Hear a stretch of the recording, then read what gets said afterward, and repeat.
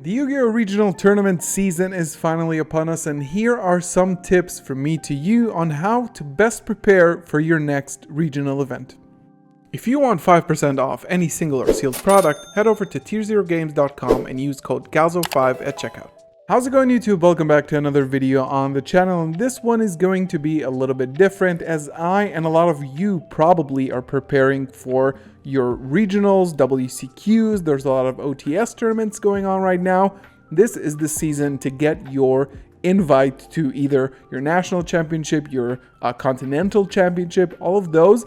And I wanted to share my process and maybe a few tips for you on how you can prepare for an event. Before we begin, make sure to hit the thumbs up button, subscribe to the channel as always. If you do want to support the channel and me a little bit further, you can purchase this Despian hat and Despian shirt from my website. Link is in the description below. And of course, if you want to get early access to all of my deck lists, you can join as a member. Click the join button below to learn more about that. So I wanted this video to be a little bit more chill and a little bit more of a conversation. This is sort of like my steps for preparing for an event. Some of them might not be as trivial as you think, so hopefully this does help you as well. And the first most obvious thing is finding the deck that you want to play. So there are a few approaches on how you can do that. First of all, you know me, and if you've watched the channel for a little while, you already know that I have a favorite deck that is also currently pretty much meta relevant. This has not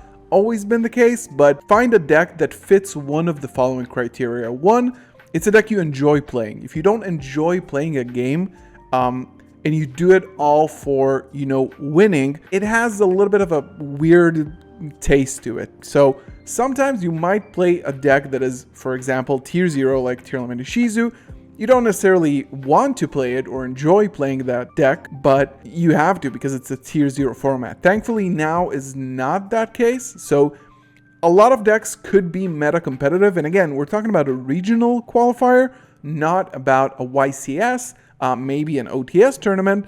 So you could expand your horizon a little bit more than the top tier of decks to find a tier that just fits your playstyle. If you enjoy playing a deck and you're interested about the deck, it'll make you perform better in that tournament. On the other hand, it could be a meta relevant strong deck, and that's another criteria for how to find a deck you want to play in your next event, and it makes total sense. If the deck is good, you will be able to compete and you will have fun because you're not going to get stomped on because you're playing a rogue deck. So it should be a deck that fits your style, you kind of enjoy it or are passionate or interested about it a little bit, and obviously that it can compete. Some people like to play rogue strategies, weird decks that don't really have any meta relevance, but again, it fits their playstyle and it fits the decks they enjoy, so that's totally valid. The next thing is what I would call searching for the right template. I don't like the term net decking, which means just grabbing a deck list from a tournament online, copying it, building it in paper, and going to an event and competing. The reason why that would be a bad idea a lot of the time is obviously the following things I'm going to be talking about throughout the video, but the main thing is that a certain deck performs well within a confined tournament setting. That does not mean it will perform well with your regionals, with your local scene, with the current meta. If people are playing a certain tech that is really spicy, and you use that deck profile, it might already be out and revealed and people might already know about it. So what I mean by searching for the proper template is finding the right skeleton for the deck in terms of ratios, amount of spells, traps, monsters, the general build, the extra deck, maybe even ideas for the side deck, and then doing the next step, which is fitting it to your local, regional, or OTS competitive scene. So you need to be playing, if you are going to a regional event, you need to be playing in some tournaments around you and sort of like understand what people usually like to play and maybe the things that you will see in the tournament or at least expect to see in the tournament. If I know that I'm going to my locals and I know for 95% that there's not going to be any Kashtira players during that locals during that day, there's no reason for me to side or main cards that explicitly counter Kashtira. you need to be a little bit aware on what you should expect when going to such a big tournament. So that means taking the template of the deck that you've created and fitting it to the cards that, one, you have, two, you think will counter the decks that you expect to see in the tournament. So since my regional scene is a bit different than a YCS, and I'm sure yours is too, you know, not every regional is hyper competitive. Some definitely are, some are definitely less. So you should kind of know the matchups you're going up against and know how to prepare your deck for that. And after you've found the right skeleton, mix that in with tech cards or cards that you have, or taking out cards that you don't have. Now you have sort of like a working version 1 of your deck. This is the, you know, the alpha version of the deck that you will compete with. And the next thing is testing. I think some people might not take tournament experience or preparation so seriously, which is definitely fine. I think this video is probably titled around something that of how you can prepare for a tournament. So if you do want to prepare, this is something that you definitely need to do, which is testing. Testing allows you to do a few things. One, prepare yourselves versus, you know, matchups against other decks. It doesn't have to be always the best decks. It could actually be rogue decks sometimes, which is also valuable to make sure that you're beating those matchups, but also help you familiarize with your deck list, the amounts of cards that you have, how many searches you get per turn, what is your most correct line of play, and also make sure that you know what your deck is missing. Testing allows you to say, well, in this game, I kind of missed this and this card. I wish it was in my deck. So it might help you make a decision on this card is actually going to be added to my deck because I felt at a deficit of not having it. And testing doesn't have to be hyper competitive as well. Testing is the environment in which you learn the most. So for example, if we are testing in my live streams, people sometimes, you know, roast me in the comments, roast me in chat. Why didn't you do this and this and that? Why didn't you do this and this and that? Because that would have been a better play, that would have been a better line. Well, this is exactly why we test, because we need to find out those mistakes during testing and not on the tournament table, if you know what I mean.